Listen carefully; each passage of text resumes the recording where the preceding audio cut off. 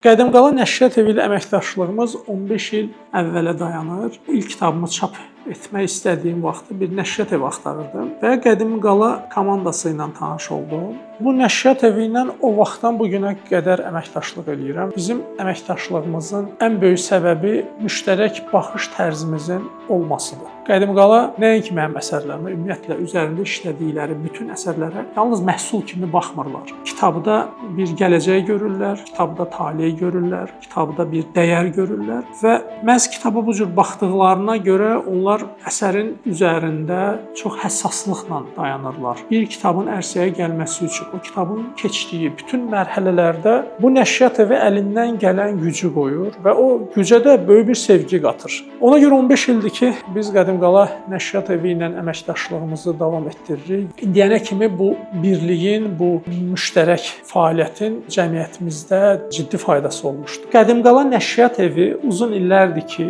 kitab sahəsində keyfiyyət brendinə çevrilib. Yəni Qədimqalanın artıq loqosu, Qədimqalanın rəngi artıq keyfiyyət nişanəsidir. Oxucu Qədimqala Nəşriyyat evinin loqosunu hansı kitabın üzərində görürsə, artıq ona güvənir. Bilir ki, bu nəşriyyat evi hər kitabı tərcümə eləməyəcək, hər kitabı çap eləməyəcək. Ya bu kitabı çap eləyibsə, deməli o kitabın üzərində dayanır, deməli o kitaba güvənir, o kitabı cəmiyyət üçün önəmli bilir. Bu önəmi, bu etibarı qazanmaq həqiqətən çox çətindir. Çünki sən illərlə çalışırsan, özün barəndə müsbət fikri qazanırsan, ondan sonra ən böyük çətinliyin başlayır. Bu etibarı, bu güvəni saxlamaq. Qazanmaq bir çətindir, onu saxlamaq daha çətindir. Nəşriyyat evi 15 ildir ki, bu fəaliyyət müddətində bu etibarı qazanıb və bu etibarı saxlayır. 15 il ərzində Qədimqala nəşriyyat sektorunun bütün sahələrində diqqətə layiq inkişaf etmişdir. Bu kitab redaksiyasından, korreksiyasından tutmuş, kitabın oxuculara çatdırılması, kitab sərgilərinin təşkil olunması, hansı ki bu bir çox halda nəşriyyat evlərinə aid olan bir sahə deyil. Özünə aid olan və özünə aid olmayan, ancaq kitabçılığa aid olan bütün sahələrdə Qədimqala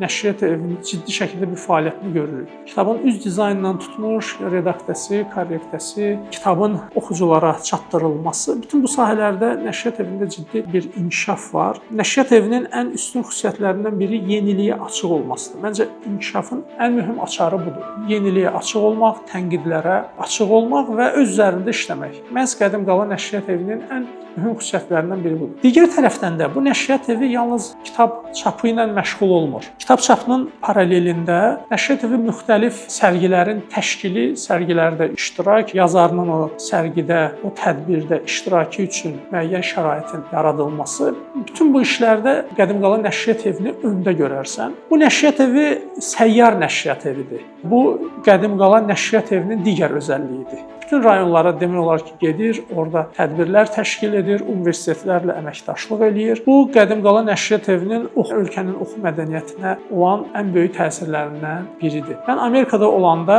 orada Qədimqala Nəşriyyat evindən danışanda və deyəndə ki, mənim Azərbaycanda işlədiyim nəşriyyat evi belə bir xüsusiyyətlərə malikdir, onlar çox təəccüblü gəlmişdilər. Çünki onların aləmində, ümumiyyətlə dünya praktikasında nəşriyyat evi ancaq kitabı çapa hazırlayır, kitabı çap eləmir. Kitabı çap edən qurum bu mətbəədir. Mətbə və nəşriyyat bəzən bir olur, bəzən ayrı olur. Ancaq nəşriyyat kitabın realizasiyası ilə, dükanlara bunun çatdırılması və yaxud da oxucuya çatdırılması, sərgilərin təşkil olunması bu cür işlərlə məşğul olunur. Qədimqala Nəşriyyat evinin ən mühüm xüsusiyyətlərindən biri budur ki, bu nəşriyyat evi kitaba aid olan, maarifə aid olan hər bir sahədə çalışır ki, bir pay olsun. Bu böyük bir güc tələb eləyir. Bu cür nəşriyyat evinin əməkdaşı hər tərəfli olmalıdır, hər bir sahədə çalışmalıdır, bacarığı olmalıdır, istəyi olmalıdır, istedadı olmalıdır. Nəşriyyat evinin əməkdaşlarını da fərqləndirən məhz bu xüsusiyyətdir. Kitabımın oxuculara çatmasında Qədimqala Nəşriyyat evinin rolu nədən ibarətdir və bunun rolunu və fəaliyyətini necə qiymətləndirirəm? Qısa cavabı yüksək qiymətləndirirəm. Bunu da sevgi ilə edir, bunu həvəslə edir. Bunlar həm də oxucular tərəfindən hiss olunur. Və bu sevgi, həvəs olmasa, ancaq olacaq nəşriyyat evi. Kitabı çap eləyəcək və bu cür Azərbaycan reallığında bir nəşriyyat evi fəaliyyət göstərə bilməz. Mən həmişə demişəm, Azərbaycanda naşir olmaq üçün, yazar olmaq üçün sənin maddi maraqdan daha böyük bir maraqların olmalı. Sənin motivasiyan yalnız pul ola bilməz. Sənin motivasiyan şöhrət ola bilməz. Ona görə ki, bizdə kitab sahəsində bu şeylər yoxdur. Sən kitabçı olmağın üçün sənin maddi motivasiyadan başqa daha üstün, daha mənəvi bir motivasiya mənbəyin də olmalıdır. Bu oxu mədəniyyətinin yayılması, vətənə olan sevgi, cəmiyyətin daha gözəl bir cəmiyyətə çevrilməsi və cəmiyyətdə olan mənəvi boşluğun, elmi boşluğun doldurulması, kitaba olan sevgi. Bunlar bir Azərbaycanlı naşir üçün, kitabçı üçün olmazsa olmaz bir xüsusiyyətdir. Çünki yalnız maddi maraqlar üzərində heç bir nəşriyyat evi Azərbaycanda fəaliyyət göstərə bilməz və heç bir ciddi yazıçı da fəaliyyət göstərə bilməz. Mütləq olaraq burada bir dilədiyim mənəvi bir məqamlar da olmalıdır. Qədim Qala ilə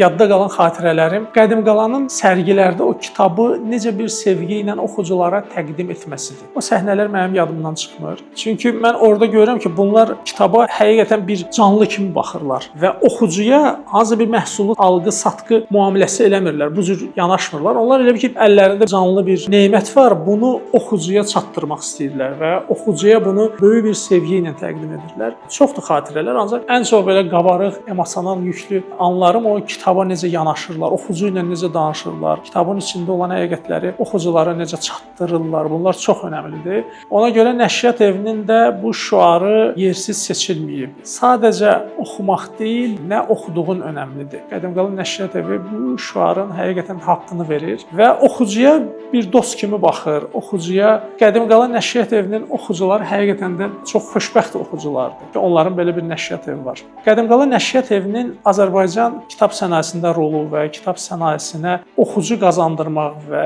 ölkəmizdə kitabın təbliğatında rolu danılmazdır və misilsizdir. Böyük nəşriyyat evləri var, faydalı nəşriyyat evlərimiz var. Həqiqətən sevgi ilə iş görən nəşriyyat evlərimiz var və şükür ki, az da deyillər. Qədim Qala nəşriyyat evi də o gözəl nəşriyyat evlərindən biridir. Bu nəşriyyat evlərinin hamısının kitab sənayesinin yaradılmağında, ölkəmizdə gün-gündən kitaba marağın artmağında bu nəşriyyat evlərinin böyük rolu var. Məxsusən də Qədim Qala nəşriyyat evinin rolu həqiqətən danılmazdır. Qədim Qala nəşriyyat evinin kitabları kimi oxucuları da fərqlidir. Bu günləri 15 yaşını keçirirlər. Əgər Qədim Qala nəşriyyat evinin bu illər ərzindəki fəaliyyəti olmasa, mən sizə əmin eləyirəm ki, ölkəmizdə kitab sahəsində ciddi bir boşluq yaranardı. Bəlkə də 10 minlərlə, 100 minlərlə oxucu qazandırıb. Bu nəşriyyat evinin olmamağı ilə böyük bir oxucu kütləsini Azərbaycan cəmiyyəti itirmiş olardı. Nəşriyyat evi eyni zamanda xaricdə tanınmış, dünyada tanınmış müəlliflərin ölkəmizə gətirilməsi ilə də məşğuldur və ən maraqlı kitabları tərcümə edir, yüksək səviyyədə tərcümə edir və onu ölkəmizin oxucularına əlçatan eləyir. Bu tərcümə prosesi həqiqətən çox ağır bir prosesdir. Burada bunun orijinal dildən tərcüməsi, bəzən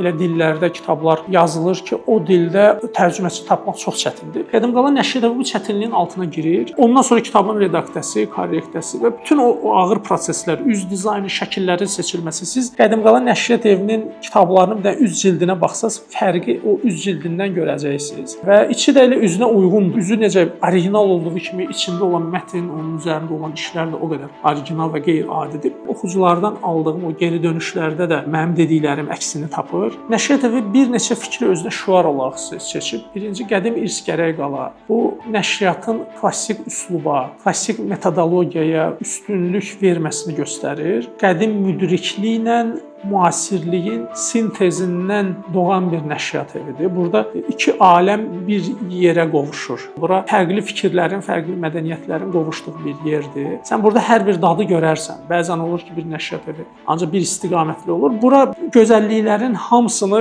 hər bir məktəbdən, hər bir istiqamətdən götürüb özündə cəm eləmiş bir nəşriyyat evidir. Daha çox kökləndiyi sahələr fəlsəfədir, psixologiyadır, sosiologiyadır. Bu mövzulara köklənir və kitablarını daha çox bu səpkidə çap eləyir və bu səpkidə seçir. Ona görə xarici müəllifləri də seçəndə bu kriterlər əsasında seçir. Çalışır ki, oxucunu dəyişsin, yaxşıya doğru dəyişsin və nəşriyyatın prinsipi budur ki, kitabları oxuyandan sonra oxucu əvvəlki oxucu olmamalıdır. Əvvəl və sonra prinsipi Qədim Qala nəşriyyat evinin kitablarında keçərlidir. Bir oxucu olaraq sən bu kitabı oxuyandan sonra tamam başqa bir insana sən çevrilirsən. Düşüncən, xasiyyətin, davranışın və taleyin. Nəşriyyat evi ona görə kitabları seçimində çox həssasdır. Özü öz övladına hansı kitabı tövsiyə eləyərsə, onu da cəmiyyəti üçün seçir və cəmiyyəti üçün çap etdirir. Mən bunu nəşriyyat evinin əməkdaşlarının dilindən çox eşitmişəm. Biz öz övladlarımıza hansı kitabı verəriksə, hansı kitabı oxumağa məsləhət görəriksə, biz onu cəmiyyət üçün çap edirik. Bu çox önəmlidir. Bəzən olur ki, insan bir şirkəti olsa, cəmiyyətə satdığı qidanı öz ailəsinə verməz. Nəşriyyat evi o cür deyil. Öz ailəsindən cəmiyyəti ayırır. Oxucularımız doğrudan tənqidi oxuculardır, oxucularımız keyfiyyətli oxuculardır, dünya görüşlü oxuculardır. Belə bir oxucunu bane etmək təbii ki, çox çətindir və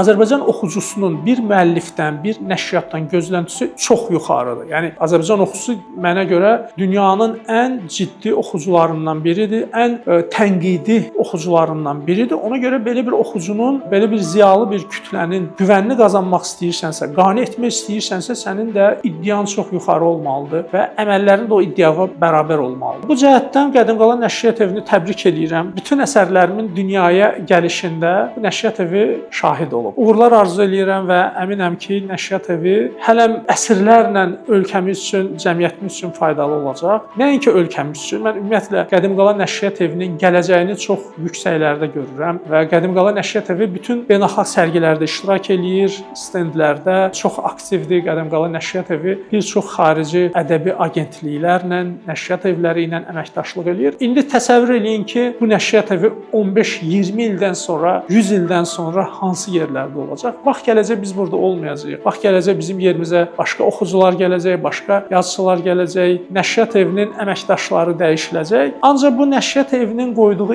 iz və bu izlə gedənlər daim olacaqlar və Nəşriyyat Evini mən əminəm ki, yaxın bir gələcəkdə dünya nəşriyyatı brendinə çevriləcək. Dünyanın bir çox ölkələrində, bir çox mühüm ədəbi mərkəzlərində öz nümayəndəliyini açacaq. Dünyanın istənilən yerində Qədim Qala Nəşriyyat Evinin ofisləri olacaq, nəşriyyatı fəaliyyət göstərəcək. Bu yalnız bir nəşriyyat evinin uğuru deyil, bu bizim cəmiyyətin uğurudur. Bu bizim ölkənin uğurudur. Ümumiyyətlə biz indi bir nəşriyyat evindən danışdıq. Bu arzumuz bütün ölkəmizin nəşriyyatları üçündür. O gün olsun bizim ölkəmizin nəşriyyatları dünyanın müxtəlif yerlərində ofislər olsun, dünya səviyyəsində ədəbi tədbirlərin təşkilatçısı olsun. Bu arzunu Qədim Qala Nəşriyyat Evinin simasında ölkəmizin bütün naşirləri, nəşriyyatları, yazıçıları üçün arzu edirəm. Nəşriyyat Evinin ad günü yalnız bir şirkətin ad günü deyil. Bu ola bilər ki, hansısa bir məhsul şirkəti üçün keçərli olsun. Ancaq bəzi sahələr var ki, o sahələrdə fəaliyyət göstərən şirkətlər, qurumlar, bunların ad günü xalqın və cəmiyyətin ad günüdür. Nəşriyyat sahəsində, kitab sahəsində fəaliyyət göstərən qurumlar da